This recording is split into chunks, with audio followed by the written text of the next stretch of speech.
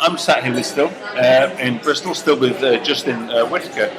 Justin, your research, your doctoral research, seems to focus around claiming that Buddhist ethics, I think probably Theravada Buddhist ethics, perhaps slightly more, are in their fundamental character, if that's the right phrase, quite Kantian. Mm-hmm. Now, for me, Kantian ethics with deontological nature seems a world away from the kind of world of Buddhist ethics. It seems like a mad assertion. What led you to do this, and why do you think that this is a reasonable suggestion? Well, first of all, Kantian ethics has been kind of demonized by many academics in the last couple hundred years, and I kind of stumbled across this in my undergraduate degree. A couple authors, Alan W. Wood, Christine Korsgaard, and a few others, even Martha Nussbaum has written on him, say that we really need to re-evaluate Kant's ethics. And so I started with that, and some of the quotes we can throw up on the page include Alan Wood saying, people would generally agree with my reinterpretation of Kant, which is much less rigid and deontological, but people seem really reluctant to let go of the vision of Kant being rigid and kind of duty. It's a lot more simple. It's very simple. And it's because we can kind of narrow down Kant's ethics to the groundwork, to the metaphysics of morals. And people will teach that and say, okay, that's Kant's ethics, which just says duty. It saves you reading the critiques. Which is horrible, I agree. Yeah. But Kant's ethics are much more broad than that. He does talk about, there's a book out called Kantian Consequentialism. There's plenty in Kant on developing virtues, which are very essential, necessary for developing one's understanding of and ability to act according to duty.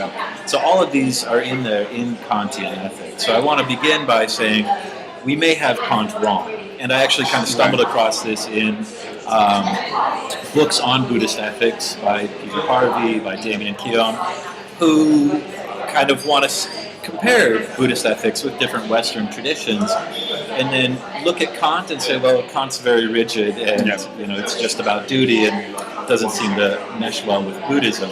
But if you look at Kant again more broadly, you see that there are other aspects of Kantian ethics that can be compared with Buddhism.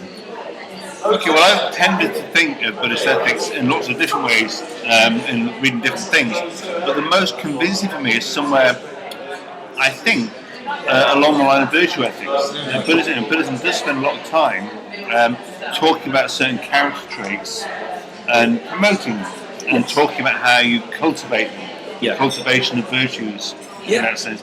And that in the kind of least relatively straightforward ethical milieu of discussion in Western philosophy, again, Kant seems to be more about following the moral law. Well, he's actually about integrating one's intentionality toward the moral law, so that you're not blindly following law or duty, but you're actually developing a deep sense of intention which keeps in mind the moral law in these different aspects. Always acting so that you can wish your intention, your will, to be a law of nature, always treating others as ends instead of means. And so it's about the bit where I can see Buddhism and Kant come together a bit, although I'm still unconvinced by all the detail, is the idea of self-cultivation, that ethics as a process of self-transformation is incredibly Buddhist sounding. Yeah. It certainly sounds like the stuff we read in the Pali Canon. So to see that in Kant isn't such a leap as well now, I think, to say it's not about what your actions lead to, quite the kind of crashly consequentialist sense. It's about kind of making yourself a different kind of person. To see that, I think is that reasonable? Yeah, and that's where I think Buddhism and Kant really do come together, in that the kind of person you're meant to transform yourself into is based not on any societal norm or given set of virtues by those around you, but it's trying to ascertain some sort of transcendent or something universal and beyond what we can conceptually think of and know as rules or virtues to kind of live toward. And that's the Dharma in Buddhism, or duty for Kant, the noumenal realm. but that's something that must be there, that underpins Because all of our experience. virtue ethics, as it's normally considered, has a great problem then that a lot of people, including myself, are very sympathetic to virtue ethics until it comes to question about why is it not relativistic? Right. Where these virtues come from are the ones that are currently popular, in which case you end up with Aquinas putting forward Christian virtues, like humility, or Aristotle's different virtues, like bravery and virtues. or you might have virtues that have to do with kind of extremism and violence and protection, and they're the virtues. So how do you choose the virtues? Do you need something numinal?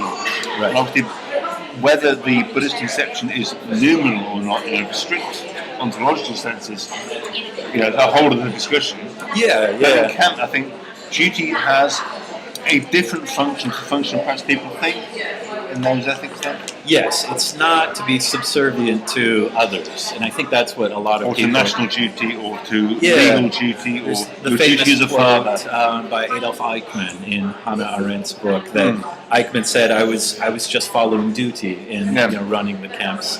I was being very Kantian. He even mentions Kant. But this is the complete misunderstanding of Kant that I think a lot of scholars are seeing needs to be corrected. So your duty often, your Kantian duty is actually to ignore your to ignore your legal duty sometimes, or your duties as a husband, or your duties as an employee. Yes. If it contradicts the moral law, duty is actually to that. Yeah, and Kant was critical at times of the church and of the state Yes, of course. whenever it did not live up to what he saw as kind of a universalized duty. So you're trying to kind of articulate not just that Buddhist ethics isn't what we think and it's quite Kantian, but actually Kant's not who we think either, and we need to reconsider both. And when you do that, they lock together much more in a more kind of illuminating way for ethics, I guess. Yeah, at least on certain aspects, the dharma duty correlation, and certainly with intentionality being very central. I suppose Kantian ethics seems so rigid. Any move within that to make it more about how you work on yourself, transform it, rather than just saying you must obey in a very absolute sense. I say Kantian ethics is much more subtle than that. It is. And it's about a kind of personal transformation towards more ethical. I think so. Sounds very Buddhist. And I think so. And I think the other aspect is that when we do this, we develop a more nuanced understanding of Buddhist ethics, which has also been seen to be analogous to consequentialism. That's been written about in the past and by a couple of contemporary authors. If you cause suffering, it's bad. If you don't cause suffering, it's good. And the ultimate goal of nirvana being just pure pleasure or bliss or whatever. Exactly. So it can sound very consequentialist as well. Yeah. So my goal isn't to say that Buddhist ethics is Kantian. That's kind of absurd. Or that Kant's ethics is Buddhist. But by comparing the two, we do illuminate different aspects. So you think there's something fruitful in that discussion?